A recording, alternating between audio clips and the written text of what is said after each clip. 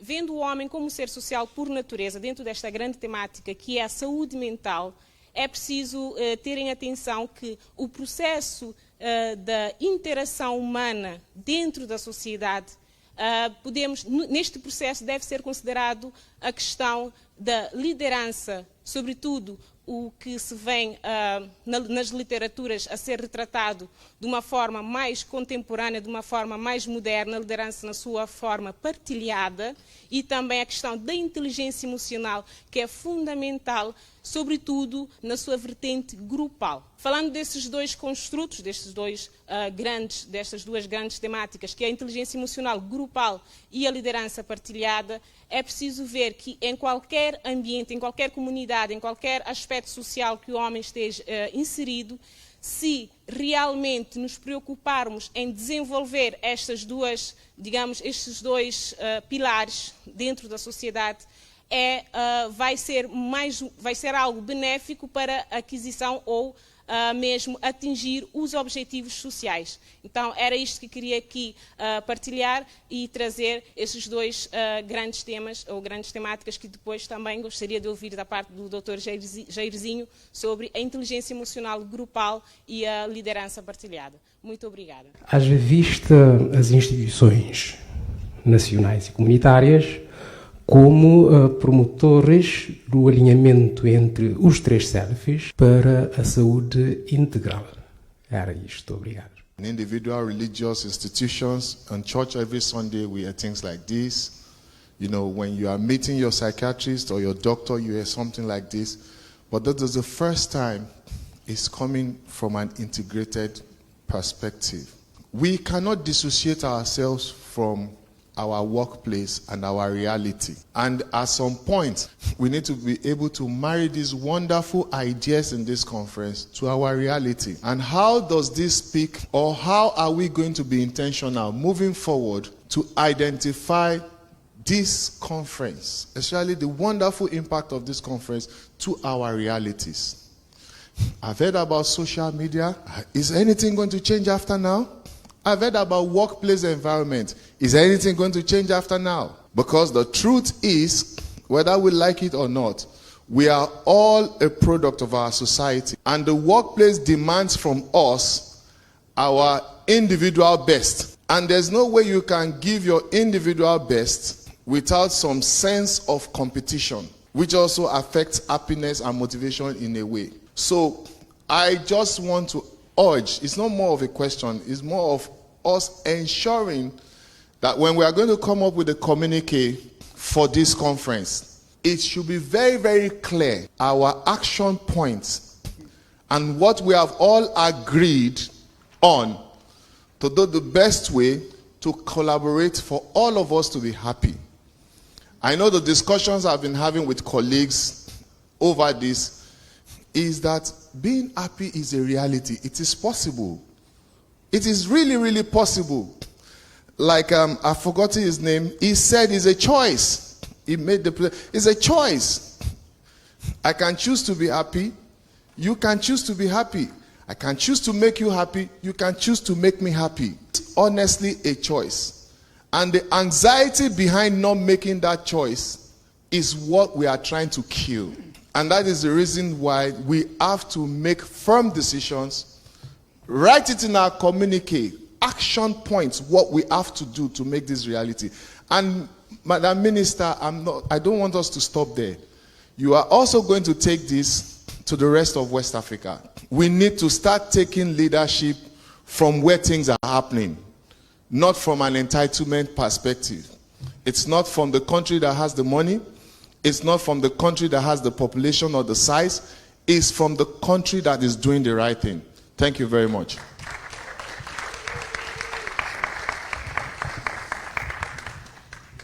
Bom, passamos aqui ao lado dos oradores para responderem às três primeiras questões. Depois prosseguiremos com o debate. Começamos pela ordem das apresentações. Sim. Eu não vou tentar responder a perguntas, porque percebi que tivemos aqui comentários de grande valor e mas não resisto na qualidade de curioso, porque minha área de intervenção não é esta. Eu tenho uma outra área de intervenção e tive de procurar alguma coisa para estarmos juntos em termos de reflexão. Mas o que eu não resisto a dizer é que nós estamos num ambiente académico, de academia, e não podemos dissociar do facto que nem sempre é assim. Desde logo, as lideranças nem sempre acontecem nesses ambientes em que, em princípio, nos compreendemos facilmente e avançamos. A nossa comunicação, como é que ela passa? Foi tão agradável ouvir a doutora, ouvir o curioso, o competente e agora ouvir esta intervenção. Mas o que eu digo é que temos de entender os contextos. Se não entendermos os contextos, corremos o risco de falhar, seja na liderança e também na questão de sermos liderados. E com isto eu procuro ser feliz. Eu quero ser feliz, eu faço a escolha de ser feliz com esta resposta. Há um famoso sociólogo sul-africano, professor Dr. Kossa. Ele defende para a África algo que é muito interessante, que é o conceito chamado de Ubuntu. Ubuntu diz: aquilo que é meu é teu. Aquilo que é teu, aquilo que é nosso, é da comunidade, para que haja tranquilidade, sossego e bem-estar para todos. Para mim, isto é saúde mental que estamos a falar. E ponto final, parágrafo da minha parte.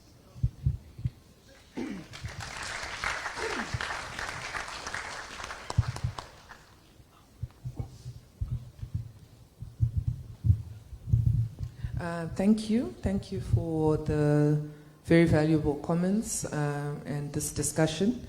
I think I will start about the issue of application of knowledge. So application of knowledge and wisdom is a choice.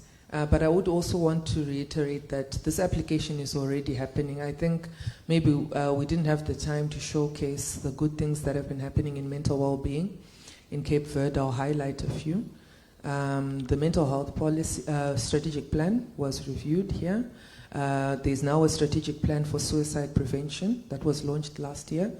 This is one of very few African countries that has managed to do that. So a situation analysis was done, and then a plan was made to say, how do we prevent suicides in this country? That is to be commended. So the application is here. And the training of primary healthcare workers. So awareness is very important, but you can't raise awareness if there's no care to catch people. So you want to raise awareness in the community so that I know about mental well-being, and then when I realize I'm not well, there's someone to catch me at, in the community and at the primary healthcare service. And of course the psychological intervention that is now being rolled out in the country as well.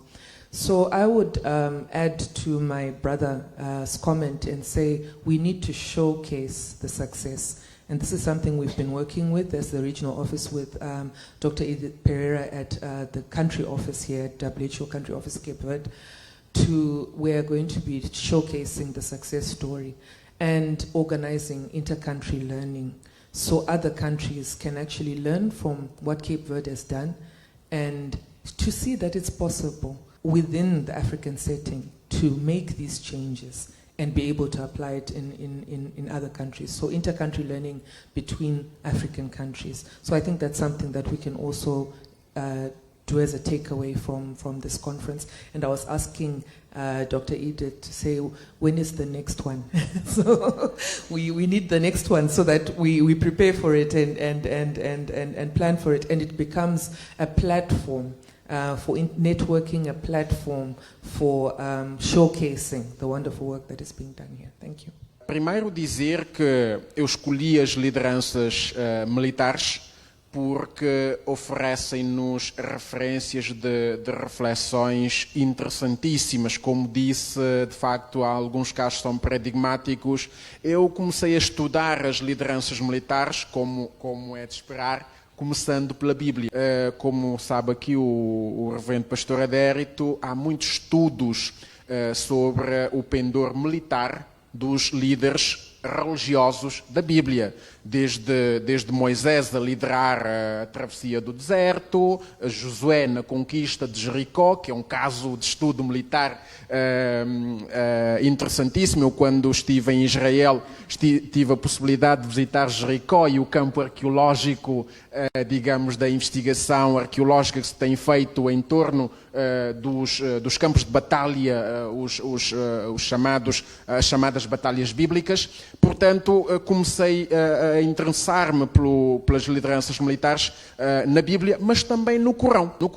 Há interessantíssimas biografias militares do profeta Maomé, mas também é claro que eu avanço para lideranças militares seculares, como Aníbal, Filipe II da Macedónia, Alexandre o Grande, Cipião Africano e por aí fora.